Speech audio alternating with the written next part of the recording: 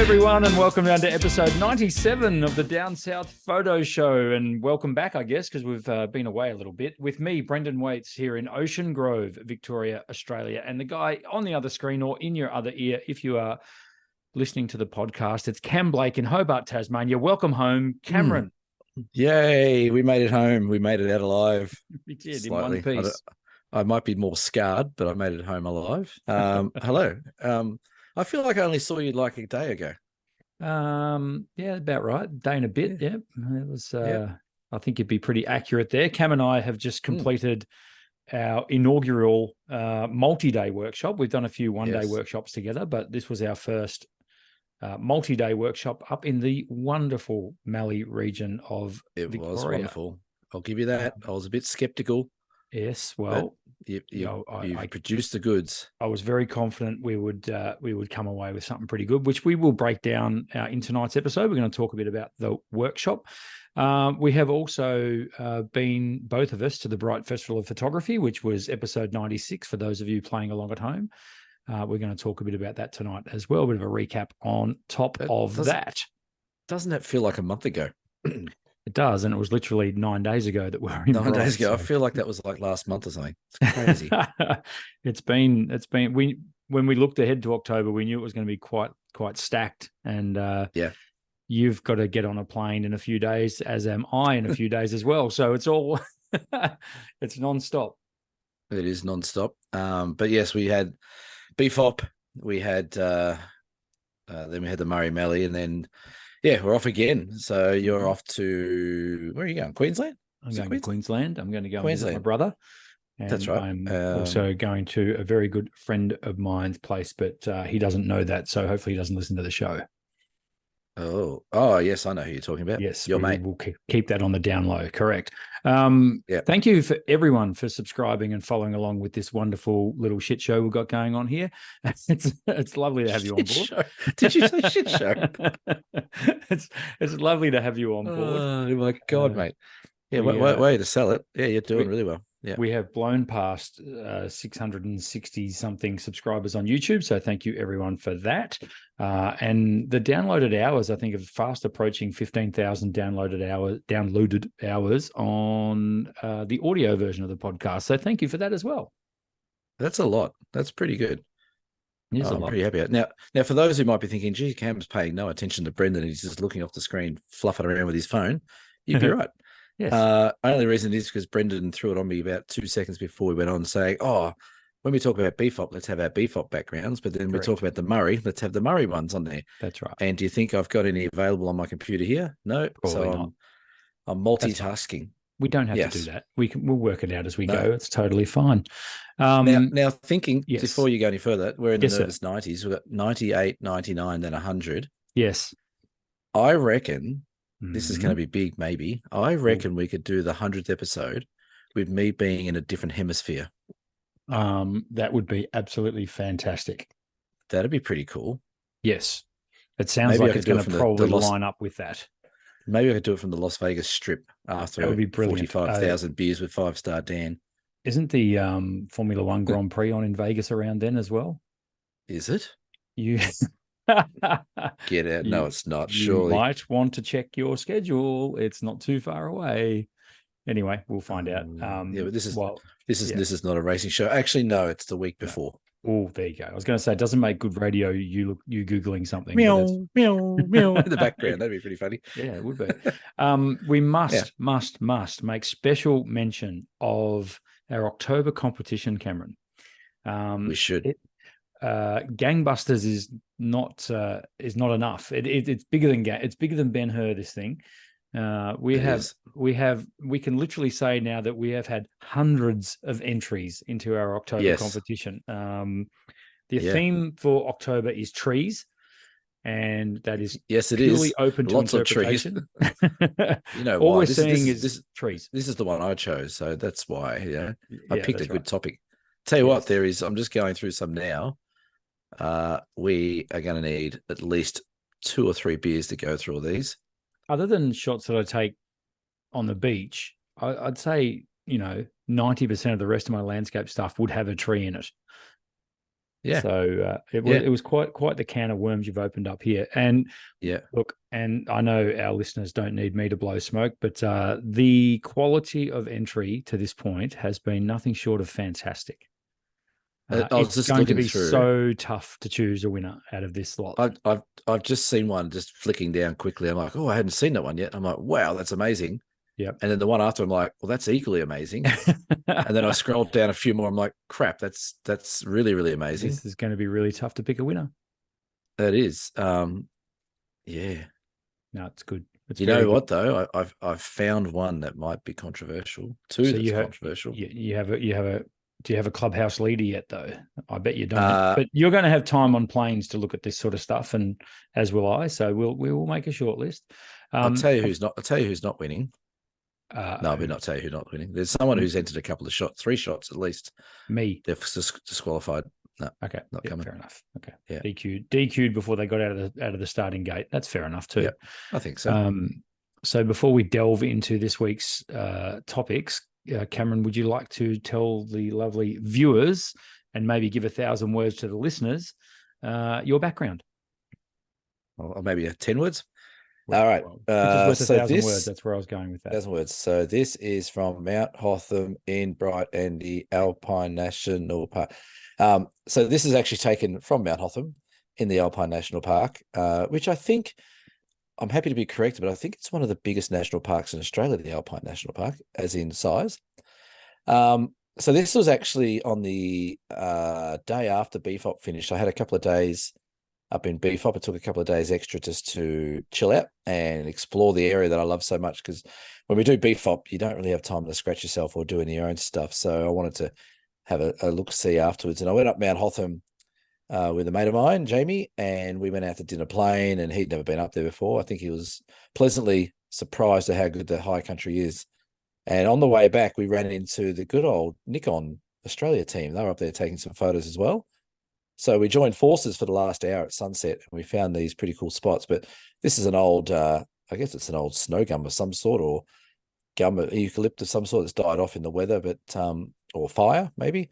And just looking, I think this is looking sort of southwest off, I think, what's it called? Mount Baldy, I think it's called. Mount Baldy Hut is just down the road from there. And it was just this beautiful sunset. We had this beautiful color, the white trees starking against the black sort of background there. Worked really well. It's a so cracker. yeah, I like the tree. The tree's brilliant. I could enter that into our competition. You could. It's definitely got under a different name. There's probably literally 48,000 trees in that photo. I reckon there's millions of trees in that photo. By the way, it is not the largest national park in Australia. The largest national park in Australia is the Simpson Desert National Park. Simpson, eh? I just yes, I just Googled that. All right.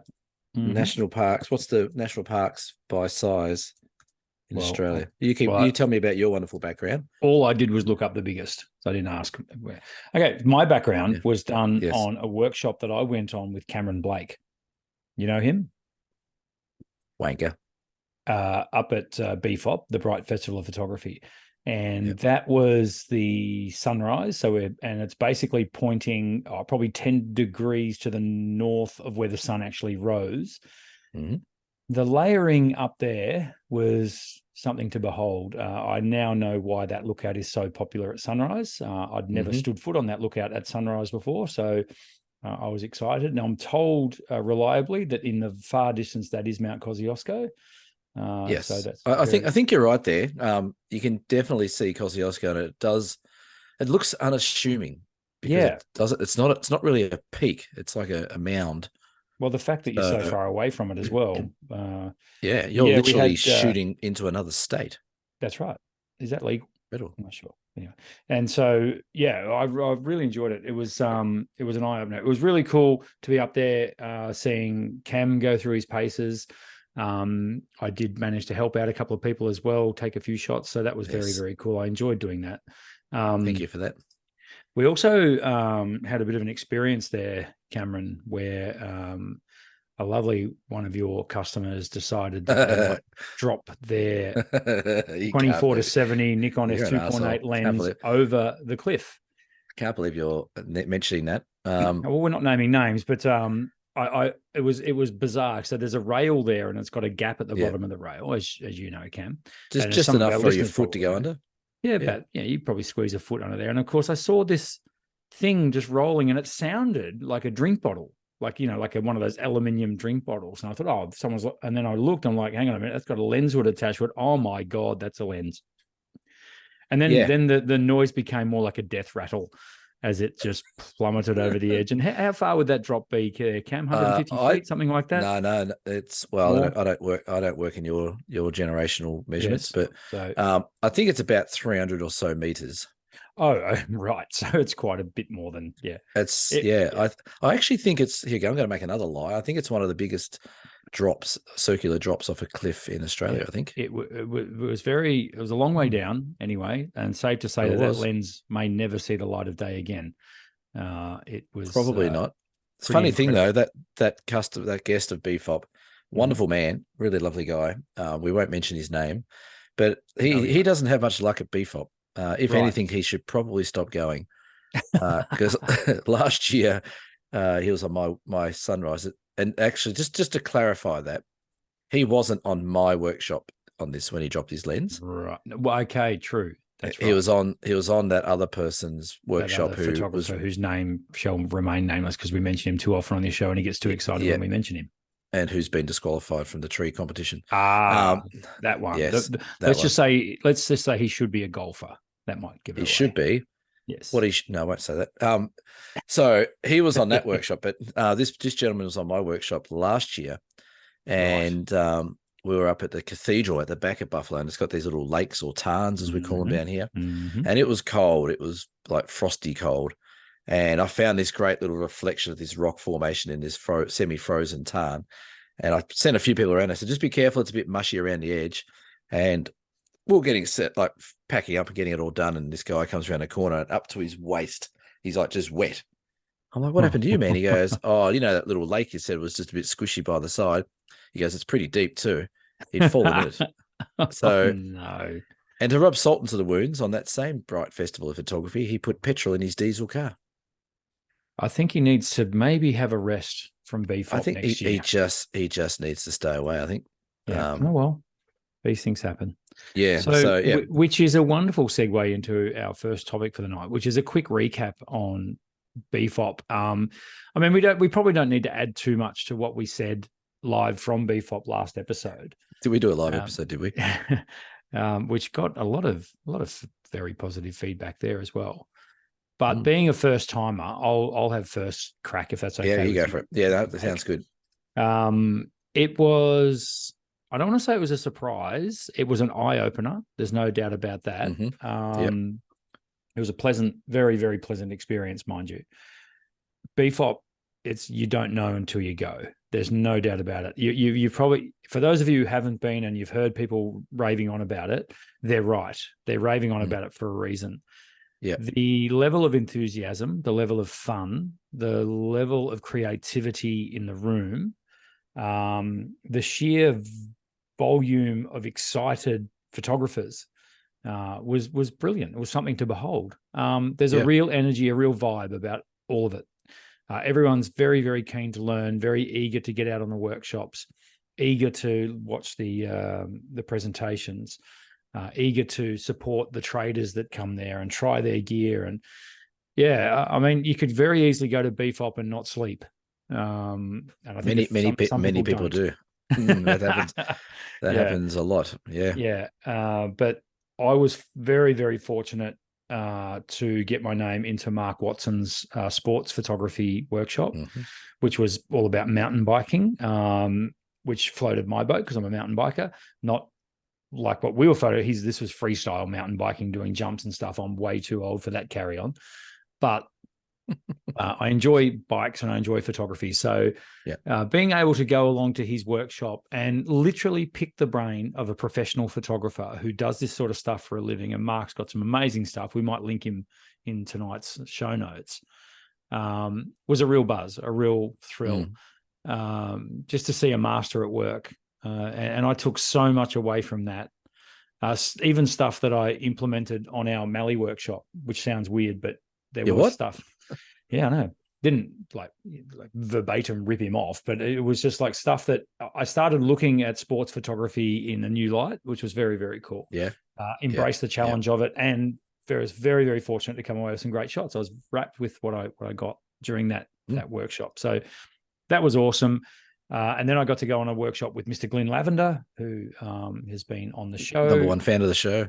One fan of the show, has no idea what the podcast is called, but that's okay. Yes. And I think the workshop I went on with him was called Stumbling Around in the Dark Taking Portraits or something like that. I think it was Stumbling Around the Dark taking shit photos, wasn't it? Or was that shit photos, shit locations? Something like that. Which only he could come up with. And the big difference here was we're doing portraits at night in bright in front of shop windows at one place in front of a restaurant full of people who were just like, what the hell's going on here? But and using artificial light sources, which is something I don't do. I've never dabbled in flash. I've never dabbled in artificial light of any kind. I'm more of a natural light shooter. And it was great. It was really, again, another aspect of photography. And that's the point I'm making is everyone who goes to BFOP needs to do at least one workshop that they would never have thought of before. Good advice. Yeah, macro shooter wedding, the unicorns in the forest. That looked like a very cool one, which I wouldn't mind having a crack at next year if I can. Yeah, if I'm able to get up there for it next year. It was it was very, very cool. And as I say, all the people that went to workshops that were outside their comfort zone, I think took away a heap because it all relates to your photography, no matter what kind of workshop it is. You will pick up tips and tricks that will improve your photography. So why are we pumping up BFOP so much? It's not like they give us a little commission. No, that's right. Well, you know what? Someone actually who organises BFOP, one Mr. Nick Fletcher, could almost become the number one ticket holder because they opened the show in front of. He's a big fan of the show. He is, and you know why he's a big fan of the show? Because he's just a nice guy. He checks his ego at the door. He doesn't buy into all the other crap that the podcasts go on about. He's just an honest kind of guy who likes a bit of a good time. But in front of 500 people, as we launched into the opening of BFOP, he had a Down South Photo Show hoodie on. And I think our jingle was played multiple times throughout the presentation of that 3-day event. So thank you, Nick, we're happy to plug you if you want to plug us, which is great. It was great that for him to do that. And it was funny because we got there and he's like, oh, can I have your hoodie? I went, you sure can. And on stage he went. And it was funny because, as we know, Matt Crummins and Tom Putt run a podcast as well, occasionally. And Matt is obviously the second half of who manages BFOP. So it was a bit of tongue in cheek. But again, I think your recap of BFOP's spot on. I have so many people ask me, like, what's this BFOP thing about? Like, they don't know. It's like, it's just a photography festival. It's really cool. Come along. You know, there's no big heads or anything like that. It's all about photography. It's all about just loving what we do. And people are like, oh, I'm not really into that kind of thing. Or, oh, it's in bright. That's a long way to go. Or it's this or that. But you're right. Until you do BFOP, it doesn't make any sense. Like, it makes roughly some sense as to what it's about. Yeah. And like you said, there's all these workshops and, you know, again, encourage people to come along and try things they're not used to. But the whole 3-day festival really is just a celebration of Australian photography, really. And it doesn't matter what level you're at, doesn't matter what camera you shoot, doesn't matter where you live, what your beliefs are, doesn't matter. Nothing matters apart from coming along and enjoying photography. So it's on again next year. I think they tentatively put in October 11 to 14 or something. So yeah, if you haven't been before, the hype is real. And it's good hype. And like you said, you get to spend time with some incredible photographers. I certainly don't put myself in the same level as some of the guys that go along there in regards to what they do. Like you said, Mark Watson, and there's a few others that are Adrian Weir and Karen Dobia. You know, there's some amazing. We had some new ones along. We had Jeff Freestone and we had Adam Edwards, two other amazing Australian landscape photographers. So it was really great to catch up with them. But it's awesome. And value for money, like it's a no-brainer. It's unbelievable value for money. It's almost criminal that they charge that amount and the amount of stuff you get. So And there's lots of competitions, lots of prizes. Like I said, all the tradies are there. We had Camera House Croydon, we had Nikon Olympus, we had Canon. No, Canon wasn't there. Who? Canon. Sony weren't there. No. Um, That'll change. Yeah. No, it won't. No, I don't think they'll get invited. But if you are a Canon or Sony user, you can definitely come along. Our great guest, Adam, who came on the Mallee, was there with his Sony. Absolutely. And he managed to get through okay. So, yeah, it's a great event. And it's really... I don't know many other events like that where it costs so little to go to it. Yeah, sure, you got to get to Brighton, get accommodation, that I understand that. But to actually attend the show and potentially, I mean, I think I spoke to someone who had signed up for 7 workshops, which is pretty amazing. But, and I'm only using the workshops I went to as an experience, but the mountain biking workshop, Julie from Nikon was there, and she had out on the table, and I'm guessing here, but if there wasn't $200,000 worth of camera equipment on that table, I'll go heat. We're talking the absolute latest, like Z9. We're talking like, you know, the all the f2.8 Pro lenses that Nikon have. And she was like, would you like a camera? Here you go. And you could use it for the whole workshop. You had to give it back, sadly. But, you know, for Nikon to make themselves available for BFOP like that, and to make the gear available for BFOP like that, was credit to them. And I know we poke fun at the big brands on this show, but you know, but that has actually not changed my mind about Nikon. I've always thought Nikon gear is fine, but it actually it was just great to see that support for budding photographers who, you know, let's be honest, may not be able to afford to ever shoot with a camera like that, but they could get their hands on it, see what that gear can do for them, and then maybe that might filter down to, you know, the lower models that they can afford. And you know, there are certainly features in those cameras that they'd be able to use. So hats off to everyone who supported BFOP. But well, that's right. I was going to say as well, like there was Nikon that had gear, there was Olympus or OM Systems had gear there as well. Camera House had some gear. I think they were letting out. There was Tamron, lower lens or lower lens. However you say them. Fujifilm were there. Fujifilm had this thing, that big giant screen they had. How good was that? Fantastic. So yeah, that's one thing that is good as well. And I can see it, and I guess I can see it because I've been there as well. Like, you know, we all start out with our photography somewhere. I can imagine myself going there when I was just starting out in photography and walking around and going, oh my God, that's a $10,000 lens there. I would never be able to use that. Here you go, play. Here you go, take it outside, have a play with it. Like, it's almost like saying, hey, there's a Ferrari, there's the keys, come for a spin and come back. It's like, exactly like that. Like, it's okay, exactly really, like does anyone have to hold my hand? No, just go. So yeah, it is a credit to Nick and Matt who put it on, and Laura and the other partners and wives and friends that help out with the whole setting up. It's a big task. And to the other presenters who give up their time relatively freely to come along, it's an amazing event. So yeah, definitely get in there if you can next year. Absolutely. It was a blast. Moving on from surely that gets us some sort of sponsorship now or something. It was actually pretty cool. For those of you who don't know, Cameron and I actually shared accommodation in Bright. Where are you going with this? Just remember, Brendan, I have a video of you playing golf. Remember, that's all I got to say about that. Then we literally had a few days apart, and then we met in Swan Hill. Swanee or Swanners. I can't get it right. I'm going to let you lead off this segment about our trip to Swan Hill and our Mallee Murray workshop, Ken. Well, the Mallee workshop was a roaring success, I believe, based on the feedback we got already and the photos we went and took and the locations we saw. It was great. Yeah, like you said, we had a few days off. We all met in Swan Hill. We had a little debrief or a little pre-trip meeting in the reception area of the hotel there, and we got to know each other, exchanged names and details and where we're from, what we shoot. And then the next morning we headed out early. It was early, Brendan, real early. What was departure time? It was 5 a.m. I believe. Departure time. It was stupid o'clock. That's what it was. It was dark. I know that. It was dark. It was dark for a while too. So we went to Sea Lake to start off our little workshop, and Brendan had gone and done some wonderful scouting.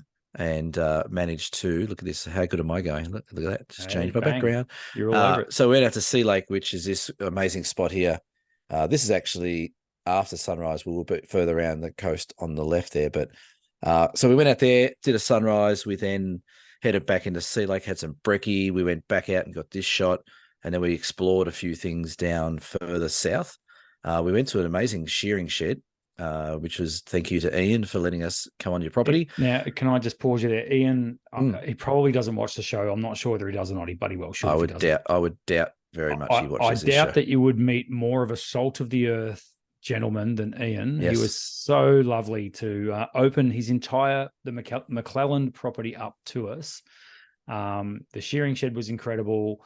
His whole property was incredible. 140 years of history on his property there, and we had free reign. He just said, "Go wherever you want, take photos of whatever you want," which was just wonderful of him. Well, it was. So that property was very cool. And well, originally we were meant to go there when they might have been shearing some sheep, but they obviously got through their quota early, which is fine. But I actually think that worked in our advantage because we had the leftover, I guess, remnants and environment of what had been happening the day before. And it really gave us more free reign. I think if they were all there doing that, it would have been a bit more restricted to where we could go, but definitely. Yeah. But it was great. We then went on to where we go after that. We went back into Sea Lake. Sea Lake and had dinner. We did. And then we went out to do sunset. Sunset. And that's when you got that photo right behind you. That's where I got this shot. That's where I got this shot behind me. Then we got home late that first day. That was a big day. It was basically. I do remember you walking in, passing out in your bed. It was basically 16 hours on the go for everyone. So with very little downtime in between. Yeah. And some people might go, gee, that's a big day on a tour. But I think to a person that the cameras were still clicking and whirring like well late in the day. And I think it was because Lake Tyrrell, which we have spoken about before on the Down South Photo Show, but it's one of those places that's starting to get sort of mythical status about it for photographers. Yeah. I had a chat with Glenn Lavender tonight, actually, just talking about he asked how the Mallee... He's messaging me right now. He asked me how the Mallee workshop went, and I was telling him, and he was saying himself how excited he is to get up to Lake Tyrrell for some portrait work. So, I mean, aside from the natural beauty of the place. So it's definitely an awesome place. If you get a chance to get out there, by all means, go and check it out. Or, gee, who knows? You might want to book a place on the 2024 Mallee Murray workshop.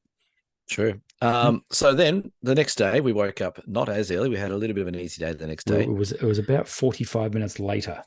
45 minutes later, we went to the Swan Hill Bridge to try and capture some morning light, which didn't really go off. We had a little bit of stuff going on, a bit of mood, but it ended up being actually a sports high-speed photography workshop with Brendan running through puddles and doing splashes and stuff like that. Well, this is where Mark Watson's workshop came out in me. It was like, okay, yeah, we had a puddle on the ground and there was people out jogging and a jogger ran around the puddle and there was a beautiful reflection and a couple of our photographers were already in position.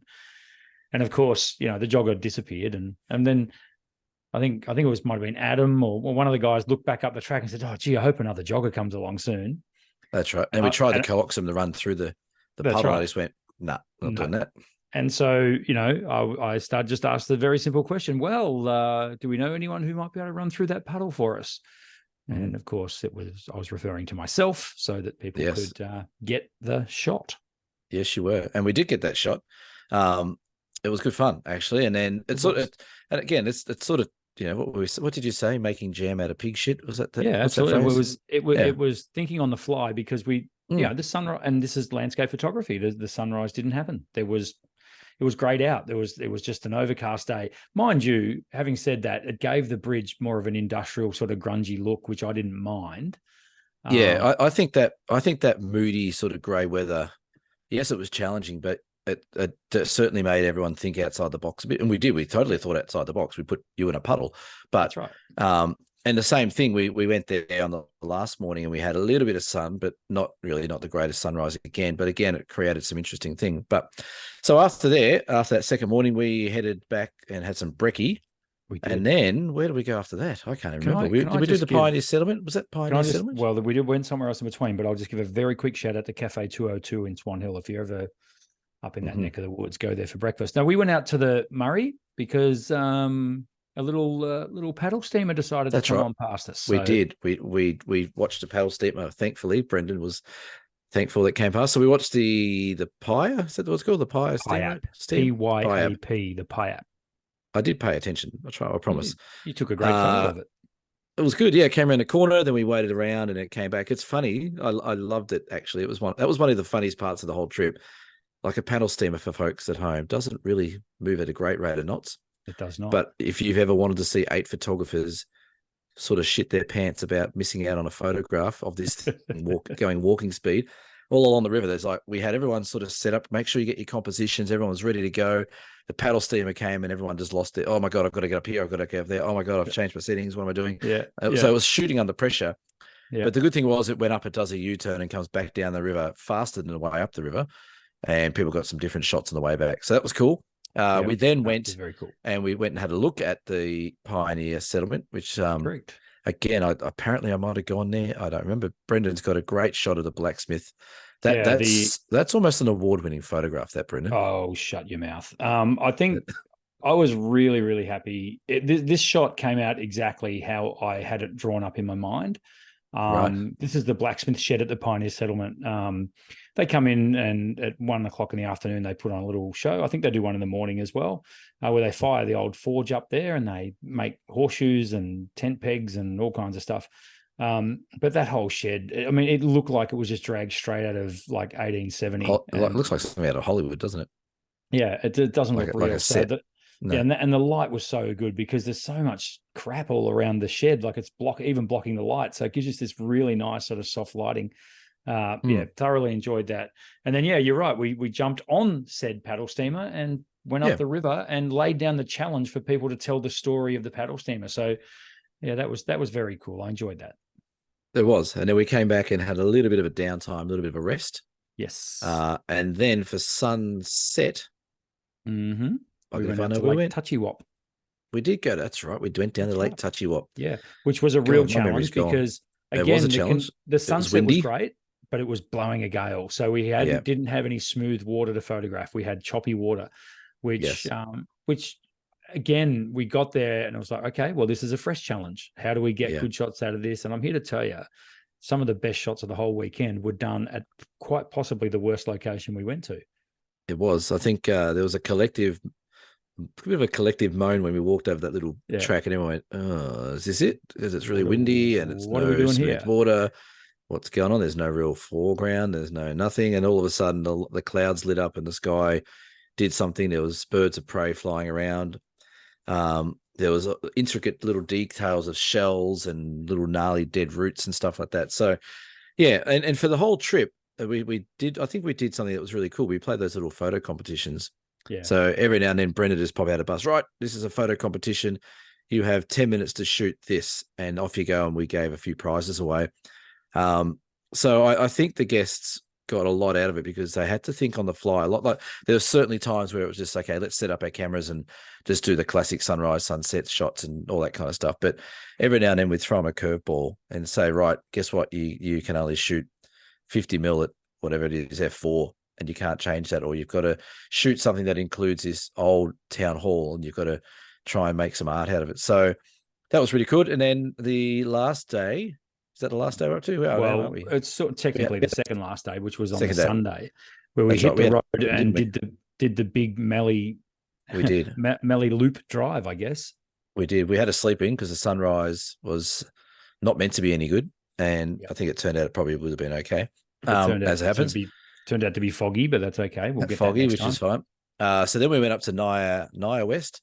Naya West, well done. Which has to be. I think everyone overplayed it a bit as to how sort of weird it might have been. I actually found it quite a normal little country town. Yeah. But the buildings there, like you said, they were very cool. We did a live Facebook page post from there with the buildings, and it was cool. And like it did feel weird in a way that some of the stuff in the windows of the shops is like, this hasn't been open since 1975, this place. I And looked through probably the hasn't been. window. Yeah, I looked through the window of one of the shops, and there was this old ladder there, and the roof had literally caved in. And I swear, Yeah. no one's been in that room for No. 40 years. Yeah. It was like a time capsule. So weirdly though, the thing I found the weirdest about that town? Like, yes, all the shop fronts were great. You know, the characters walking along the street. So you think this is you think I think I know what this? you're going to say. Yeah, Maybe, maybe. So we're looking around this town. It's a bit derelict, and it's got one IGA. That's the only thing that seems to be open. But over the road in the background is this gospel choir singing in the church. That's exactly what I thought you were going to say. Yeah, and we're like, we got out of the car, and the first thing I thought, I'm like, I reckon they're islanders, those guys singing, because white people can't sing that good. Yeah, well, there are a lot of islander workers out there on the farms. That's right. They're farm pickers and stuff like that. Yeah. And the only reason I know that, because I got married in Fiji in a church, and we had a gospel choir sing at our wedding, and it sort of brought back a few goosebumps. That, but so you're walking around this really cool, quaint, weird, derelicty kind of horror set movie town, and in the background you got this beautiful choir playing. It was just weird. So, but that was pretty cool. Then we headed off down a road. It was the Naya Chinkapuk. Correct. Road. We headed from Naya West. We headed west towards Chinkapuk. We were lucky enough to stop on a couple of locations where we got hay bales in the paddock. The hay bale was good. Yeah, all the rolled hay bales. The 4 silos, which I'm here to say you have got a phenomenal photo of. I just thought what you did there was great, and I don't know where it is. I saw quite a few participants' photos from that spot as well, and it was really good because it was one of those locations that you and I had never seen. So our participants got to see how we would go about shooting a scene like that. Real fly on the wall stuff. And personally, I like to call that money can't buy experience, where you get to see a professional literally stalk a location and work the locations to their best advantage, if you like. We only had 20, 25 minutes there. Yeah. But that was more than enough to see people, or to see you in action, to see me in action, to see what we were trying to achieve here.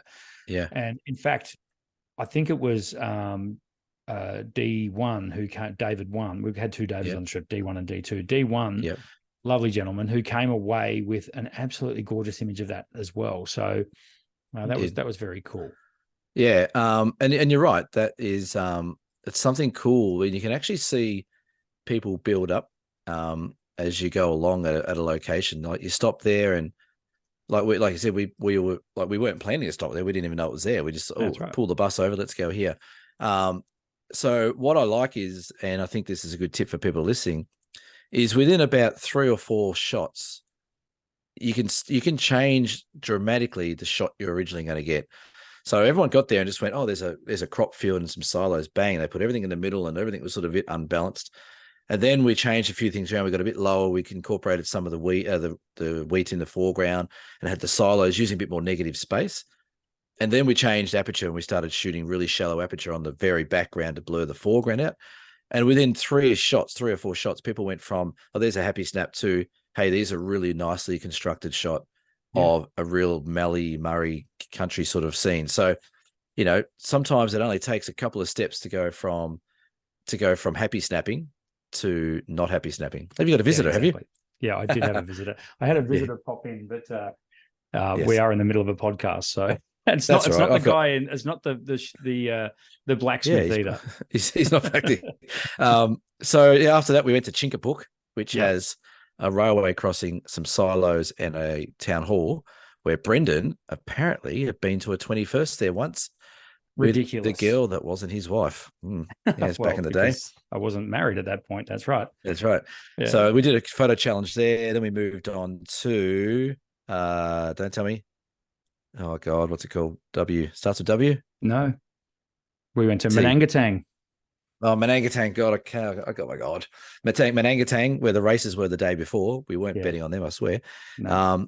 And that was a very cool location too. Yeah, we had the old train station there and railway station, and the old, again, silos. Have you ever seen so many wheat silos, Cameron? Yeah, there's a lot. What I loved about Manangatang was, I think Manangatang was the outside version of what you got behind you with the blacksmith. I think that blacksmith little shop there had a zillion shots you could take in there.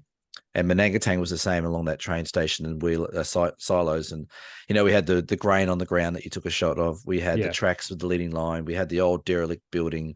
We had the silos. We had Dave D1 posing on the train. Like, we had it all sort of happening there as well. Yeah, it was great. And then we headed south. From there, we headed south to Sea Lake again. We were back in Sea Lake. Sea Lake sort of became the hub of the whole trip, didn't it? It was sort of our touchstone for the whole trip. It was sort of like the middle of the crosshair, wasn't it? We went through there a few times, and we went down to Lascelles, to what we think was the first original painted silo. Yeah, my understanding is it was one of the first, well, if not the first silo art in the whole of Victoria, and it was painted by Geelong artist Roan, who is very, very well known in this area. And yeah, absolutely spectacular silo art at Lascelles. Probably it'd be pretty close to my favorite silo art in the whole area. Yeah, that was very cool. And then we headed back to Sea Lake for dinner. We did. And then on the way home, that was going to be our last sunset. And we thought, well, we'll see what happens on the way home. Looking a bit boring. The light's fading off. I don't think it's going to happen. I think you and I might have looked at each other a few times and said, oh, it looks like we're just going back to the hotel room. Yep. And all of a sudden, these storms has rolled in from the west. We pulled over, went down a road and found a little crossroad with access or early access to the fence of a wheat field. Yep. And we had this beautiful storm roll over. So with these beautiful endless wheat fields with a couple of little trees and these massive storms coming over the top.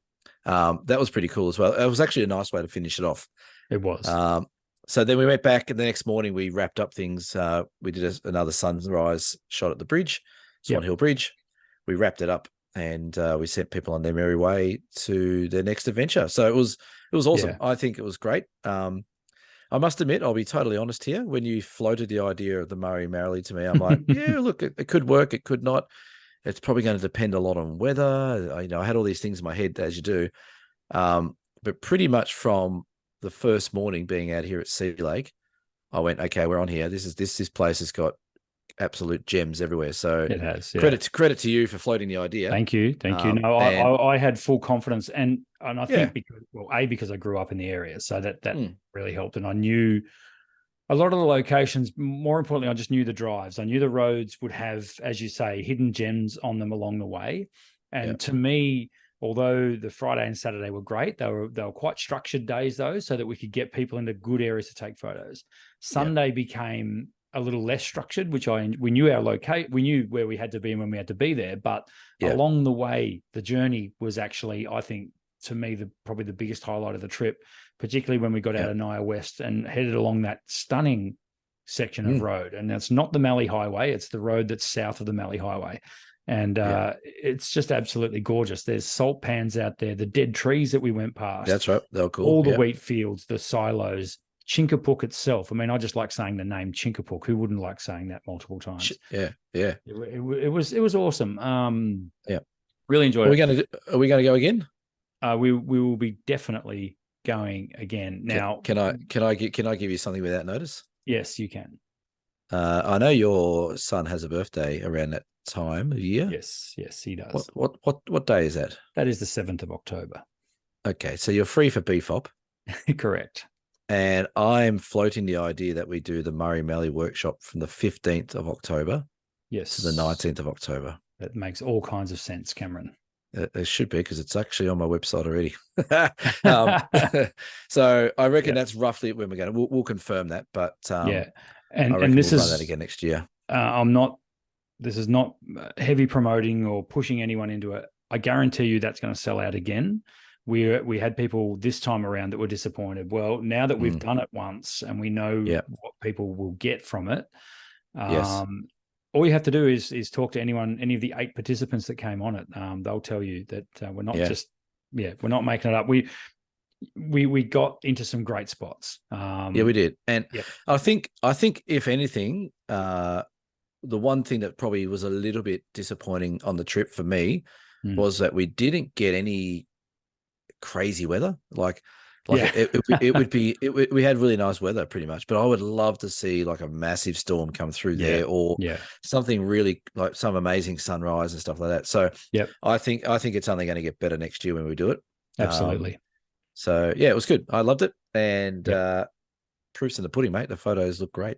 Yeah. For those of you who are on the audio version of the podcast, I have been putting up a few photos on the screen throughout the episode as Cam was reeling off a few of the locations. So jump on board and thank you. Jump on board and check out the episode because it is really worth watching.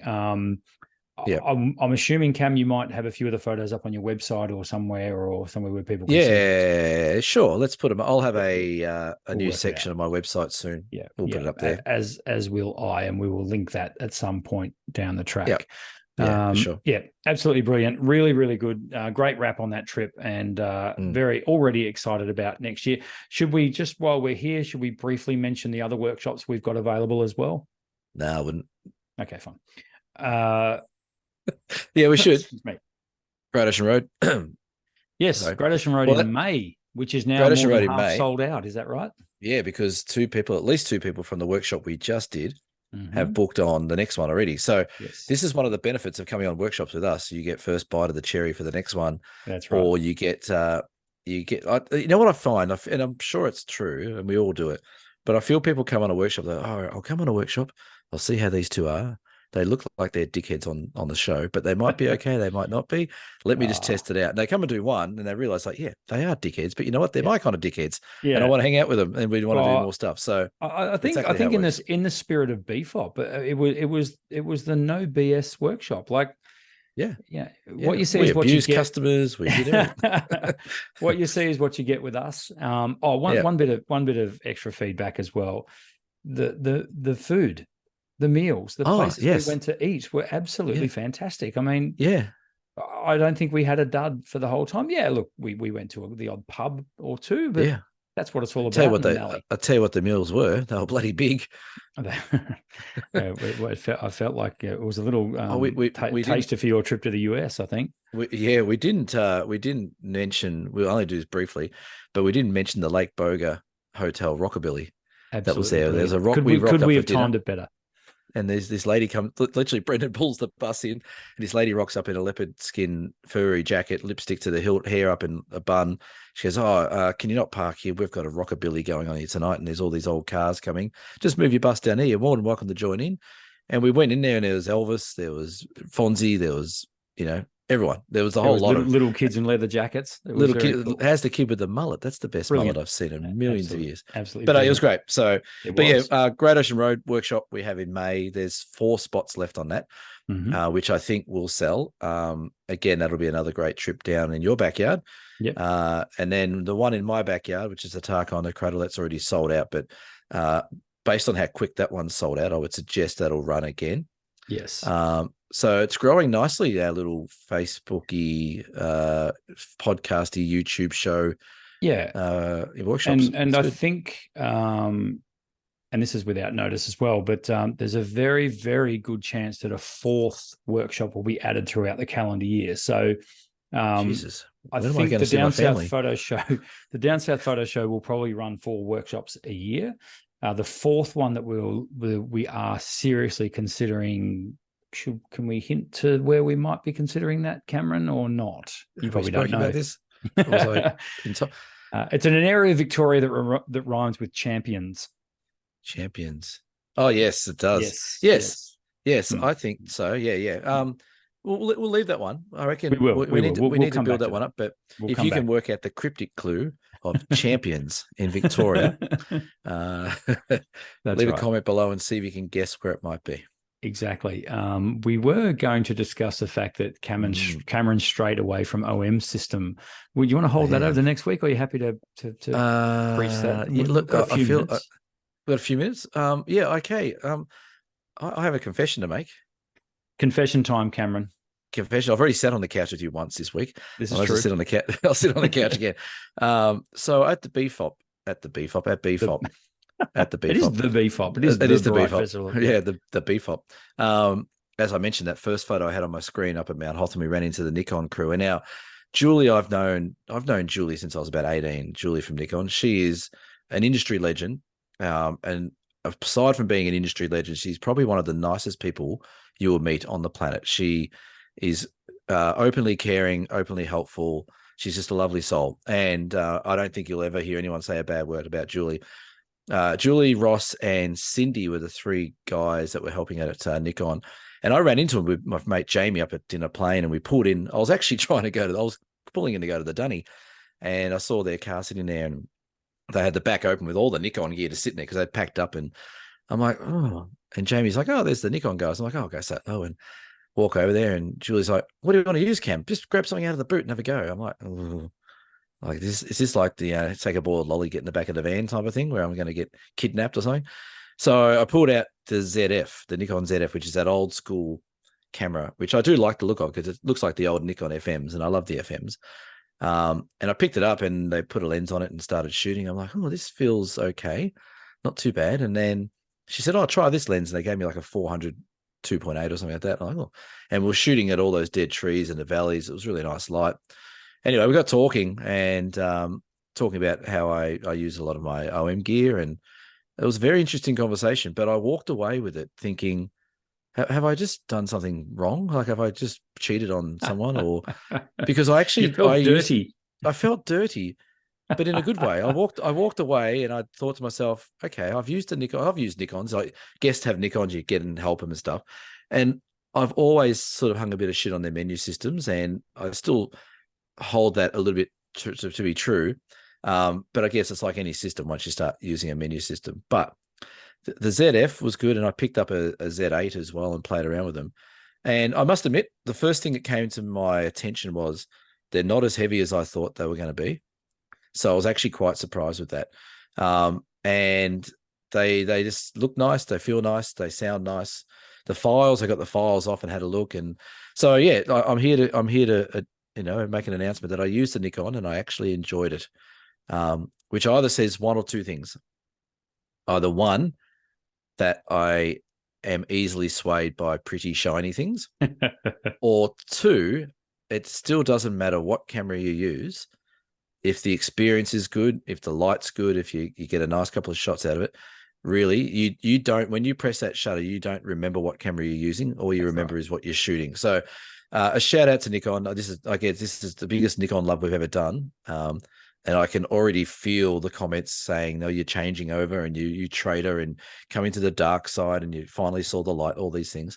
I haven't made any decision as to whether or not I'm going to be changing brands over anything like that. I'm quite happy where I am. But yeah, great shout out to Nikon. You know what? They rock up to BFOP.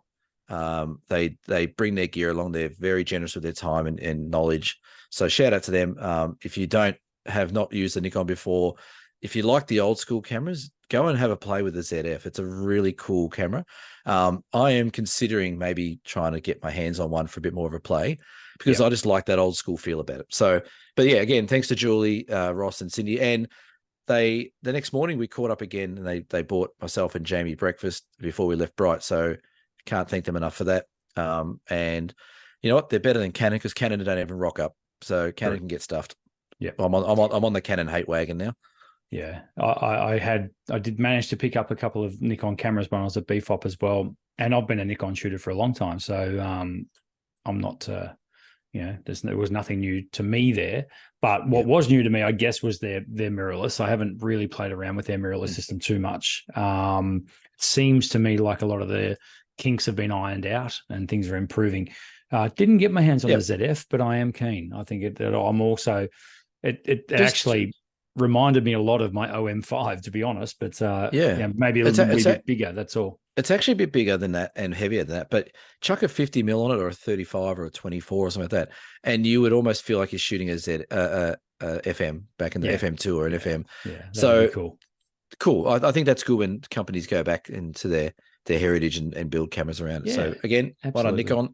If you want to sponsor the show, please contact Cam at tazphoto.com.au. to talk further. Absolutely. Or even sponsor the Down South Photo Show. Could you imagine? That's what I mean. Sponsor the show. Yeah, you know what? Let's I'm going to reach out to Julie and say, do you want to sponsor an episode? I would doubt that she would hesitate. But we'll see. No pressure. No pressure, anyway, Julie. But thank you. Housekeeping time, beer donations. We've had a couple of weeks. Well, I'm actually very, very happy to say that David Marland, hello David, he donated us quite a few beers. I have taken a 6-pack home with me. Yes. Whatever that is. What is it? It's a Japanese. Kieran even pronounce that. Achabachi, Thank you. Ichiban.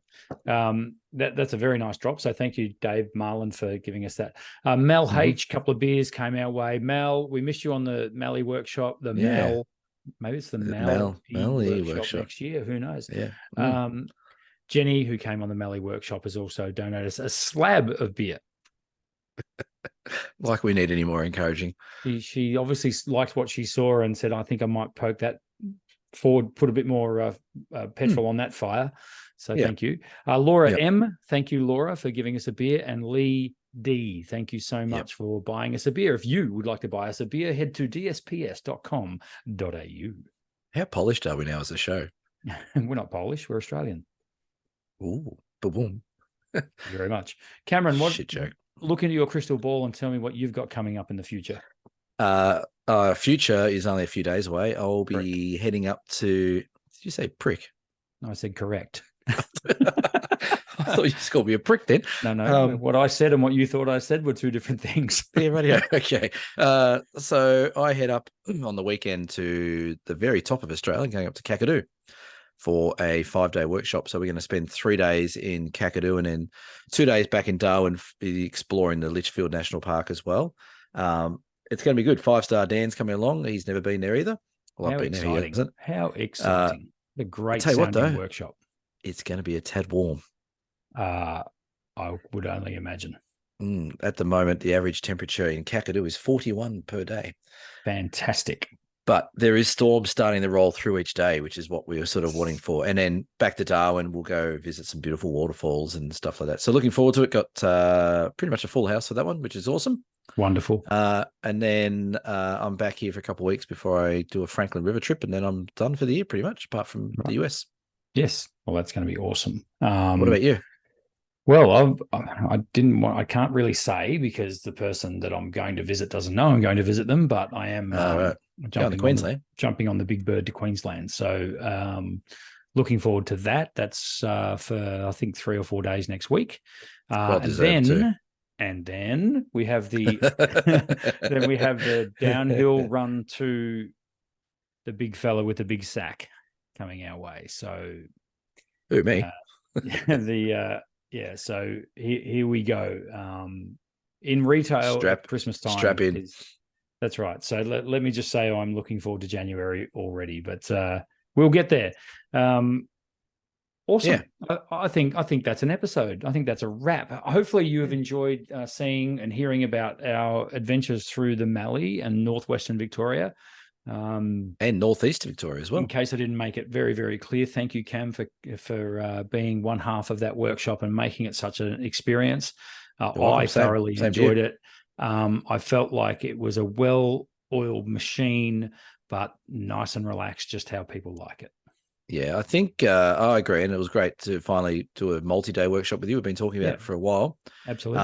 And you know what? It was awesome to be able to do it in your backyard to start with. That's a great way to sort of kick off what could be a beautiful relationship going forward.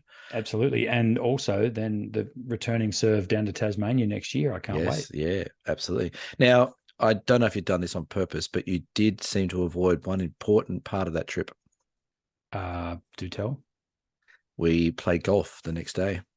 Oh, apologies. Of course, had I taken the trophy, I probably would have mentioned it. But I'm sure you would have. But you didn't, folks, we had the inaugural, which is the worst word to say. Inaugural. You know what? If you get your phone and tap the speaker and just say inaugural, it'll type it out for you.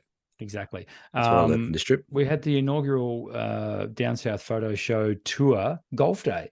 So we plan on mixing a little bit of pleasure. Be careful how you word. Be careful how you word this. We're not doing workshops around playing golf. No, we are not. But as it turns out, when in Swan Hill and one wants to partake in the wonderful sport of golf, one heads to the Murray Downs Golf and Country Club, which is one of the best golf courses on the Murray River. And we played 18 holes, and Cam got the chocolates. Yes, I did. Just by 2 Stableford points. I was coming home with a wet sail, but I couldn't quite get the head of steam up. But it was great. Good. It was a lot of fun. Shout out to Craig and especially Luke for organising the round of golf for us. Yeah, that was awesome. That's Murray Downs Golf and Country Club. Jesus Christ. Can they sponsor a show? Can they sponsor us the whole year? I think they kind of did.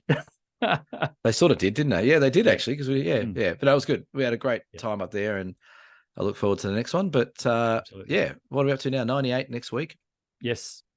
Yeah, that's I'll be in getting close. Kakadu. Maybe, well, hopefully I can do one. We'll work it out. Surely they have the internet up there now. You know that? Do they? That's it, folks. That's the podcast. That's been episode 97 of the Down South Photo Show. Thank you so much for joining in. Big shout out to everyone who joined us on the workshop over the last week. And we will see you all for episode 98 of the Down South Photo Show next week. Bye for now. Great episode, Prince. It's so much better than the other one the other show. Doesn't happen. Bye. Cheerio.